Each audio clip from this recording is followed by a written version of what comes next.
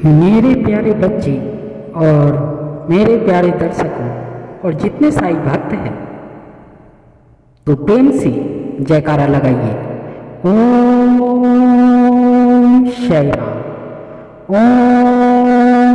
ओम साईं राम, ओम साईं राम। मेरे प्यारे दर्शकों और जितने भक्तजन हैं, सबसे प्रार्थना है कि आप साईं संदेश में ज़्यादा से ज़्यादा जुड़ें और आप औरों की हेल्प की बहुत ज़्यादा ज़रूरत है, ताकि जितने भी बेजुबान जानवर हैं उनको कुछ न कुछ खिला सकूं। तो मेरे बच्चों, आप ज़्यादा से ज़्यादा इसे शेयर करिए। अगर आप चैनल पर नए हैं तो चैनल को सब्सक्राइब कर लीजिए, ताकि आने वाली वीडियो की नोटिफिकेशन आप तक जल्द से जल्द पहुंच सके। और फेसबुक और इंस्टाग्राम जहां भी चाहे इसे शेयर कीजिए। मेरे बच्चों, आज की कथा आप ये सुनेंगे कि आखिर मनुष्य जो पाप करता है या कोई गलती करता है या कहीं से भी या कैसे भी वो पाप कर जाता है, आखिर ये पाप कहाँ कहाँ जाता है।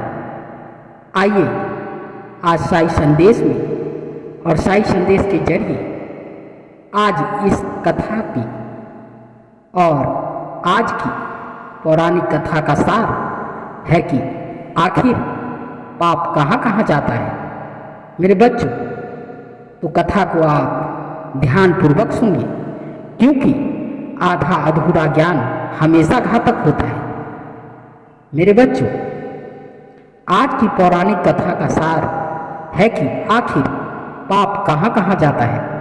इसी संदर्भ में एक बार एक ऋषि ने सोचा कि लोग पाप धोने के लिए सभी लोग गंगा आते हैं और आते ही रहते हैं। ऐसे में सारे पाप गंगा में ही समा जाते हैं क्या? इस तरह तो गंगा भी पापी हो जाएगी।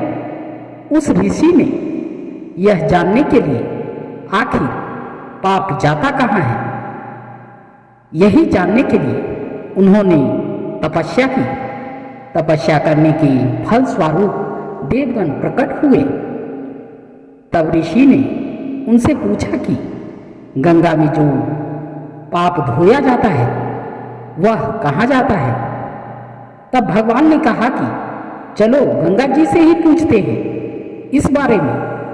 ऋषि और भगवान दोनों ने ही गंगा जी से पूछा कि गंगा, सब लोग तुम्हारे यहाँ पाप धोते हैं, तो इसका मतलब क्या आप भी पापी हुई?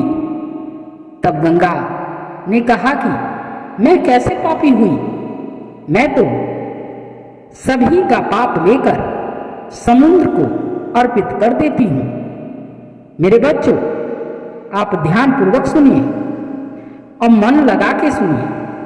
इसके बाद ऋषि और भगवान समुद्र के पास गए और उनसे पूछा कि हे सागर, गंगा सभी पाप आपको अर्पित कर देती है, तो क्या आप भी पापी हो गए? समुद्र देव ने कहा कि वो कैसे पापी हुआ?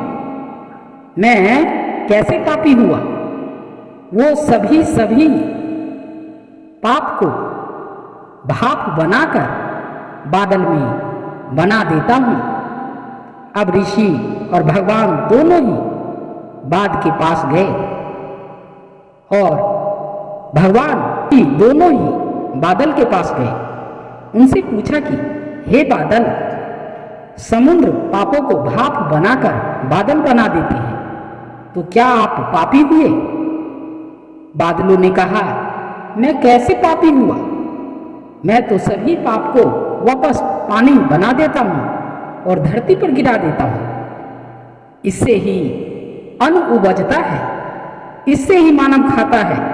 उस अन्न में, जो अन्न जिस मानसिक स्थिति से उगाया जाता है और जिस प्रवृत्ति से प्राप्त किया जाता है और जिस मानसिक अवस्था में खाया जाता है, उसी के आधार पर मानव की मानसिकता बनती है। यही कारण है कि कहा जाता है कि जैसा खाए अन्न वैसा बनता है मन। जिस वृत्ति से अन्न प्राप्त किया जाता है और जिस मानसिक अवस्था में खाया जाता है, वैसे ही इंसान का विचार मानव का बन जाता है। ऐसे में हमेशा भोजन शांत रहकर ही ग्रहण करना चाहिए। अन्न जिस धन से खरीदा जाए वह धन भी श्रम का ही होना चाहिए। मेरे बच्चों, इस कथा से आपने क्या सीखा तो कमेंट जरूर करिएगा। मेरे बच्चों, तो इसी के साथ आप प्रेम से बोलिए राधे राधे। मेरे बच्चों, इसी में से कुछ भक्त ने और भक्तजनों ने कमेंट करके पूछा था कि आखिर जितना लोग पाप करते हैं वो पाप कहाँ चला जाता है। इसीलिए आप औरों के लिए ये पौराणिक कथा सुनाई। तो आप ये बताइए कि आपको कथा कैसी लगी। अगर आपको कथा अच्छी लगी हो तो आप सब्सक्राइब कर लीजिएगा। मेरे बच्चों, तो इसी के साथ राधे राधे।